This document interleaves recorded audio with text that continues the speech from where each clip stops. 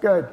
So I heard, something about schools. I like to mention a couple things, before I talk to you. And I'm of those talk in the end. Like, in other churches, the priest speaks after the Bible, and usually people forget what he read. And usually what I do, I go through the reading first, then I go much more in detail. And, I just have this came out about children's in schools, advice for parents and children for every day throughout the whole year. This is 60 years of experience. Anyway, there's the end of it, but that's not commercial. And I'm not going to use any of that because I have so much. It takes maybe 2 weeks to be done. But I want to talk about today. And I want to talk about today's gospel. And hopefully, since you hear me, will be able to understand the message of today. And usually I always hope and pray there are no empty seats because the angels sit there to listen and keep an eye on the priest. Anyway, I want to start with today's gospel. And we go little by little. I'm going to speak slowly. And remember, I'm a retired educator in schools and college. Retired from the Navy commander, retired from schools, guidance counselor, seven other areas, which I'm not going through now. But also I retired from my own practice. About 10 years ago, I thought I was going to leave this world, but I'm still alive. And I'm here.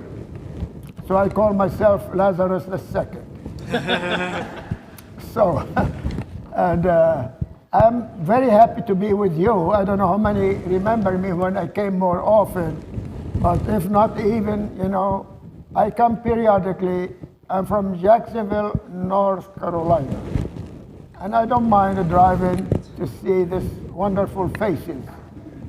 Hope, and when you come to church, you have to have your heart in here. Everything has to be from the heart. But anyway, I'm going to start, and let me do that so you can see me. Usually I go down, but if I go down, then I'll be too low. But I'll stand here. It's maybe more. I can get my message, quicker to you. The Lord said this parable. The kingdom of heaven may be compared to a king who wished to settle accounts with his servants. When he began the reckoning, one person was brought to him who owed him $10,000.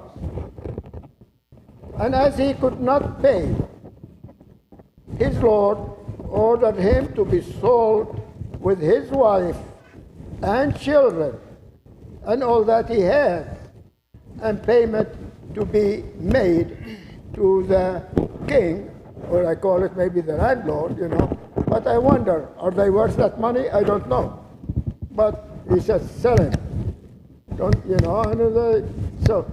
So the servant fell on his knees, imploring him, Lord, have patience with me. Or we can say, have pity on me. And I pay you everything. But he has nothing so far. And out of pity for him, the Lord of that servant released him and forgave him his debt. But that same servant, as he went out, see, I'm getting you somehow to follow with me, preparing you slowly but surely, to be more curious what's next. But that same servant, as he went out, came upon one of the fellow servants who owed him $100, maybe $10, and seized him by the throat and said to him, "Pay me my $10. Oh, Lord have mercy. So his fellow servants fell down and begged him, "Have mercy on me. I will pay you sooner or later. Just be nice to me." But he refused. He was mean and nasty. And he sent him to jail. And it's very sad.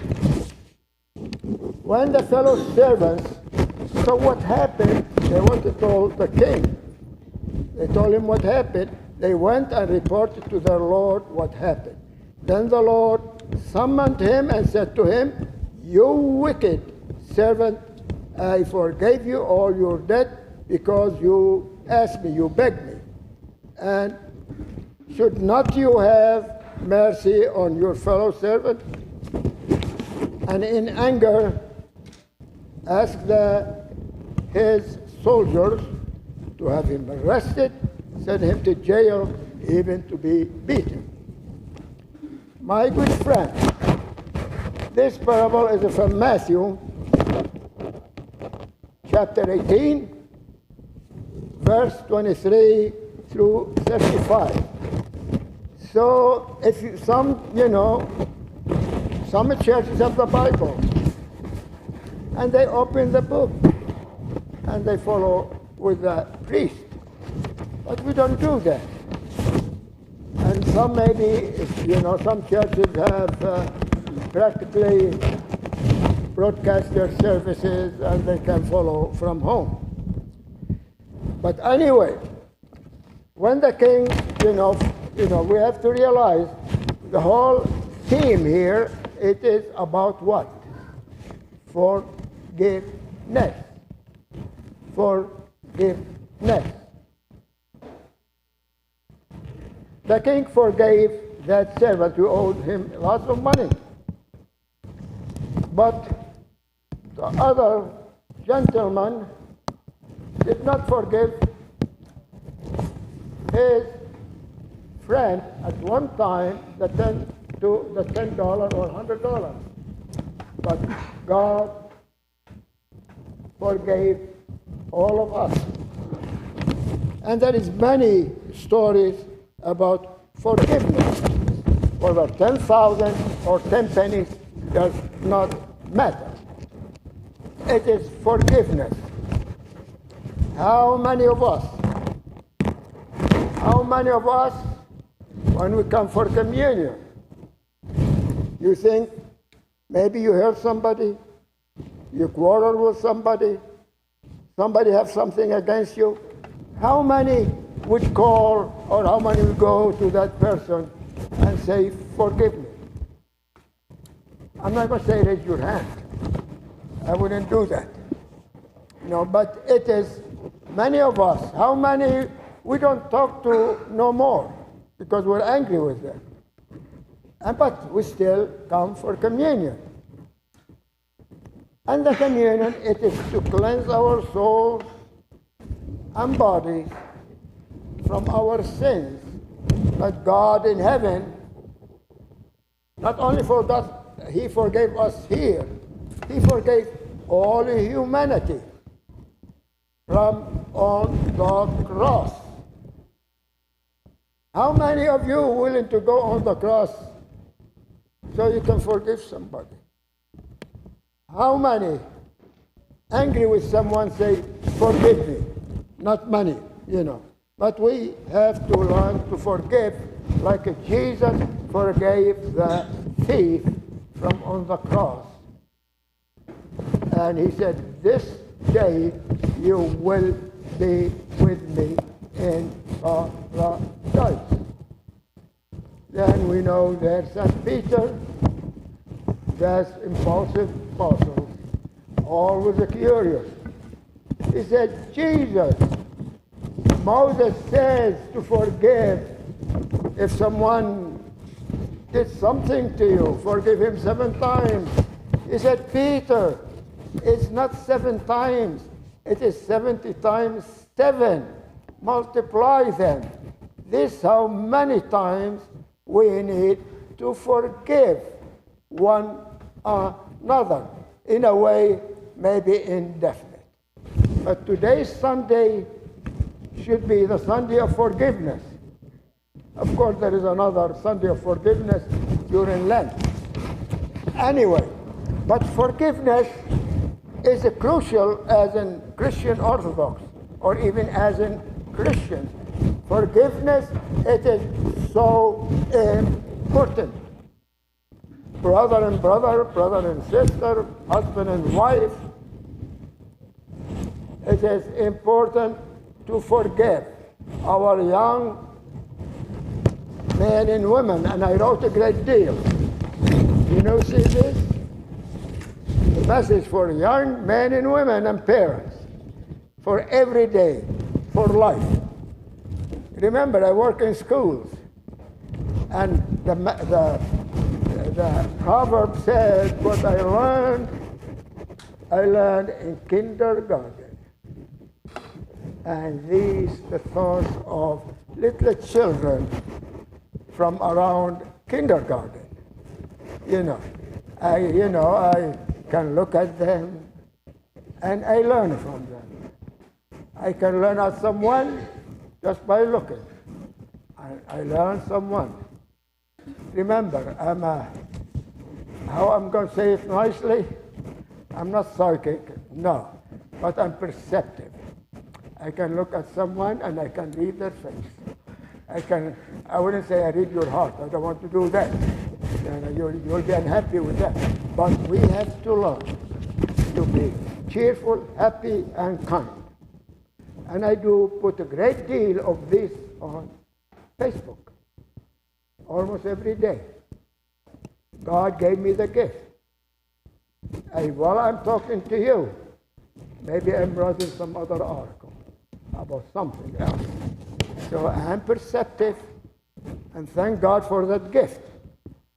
My wife doesn't think so sometimes. Say I don't give her attention because I'm always thinking somewhere else. But I'm glad she can hear me. Am I slowing? You want me to slow down? Oh, she said, oh, that's my voice? But they can hear me in the back. They still can hear me. Lord have mercy. Lord, no. Anyway, but every Sunday, what do we do, before communion or before we read, of course, the prayer, the forgiveness.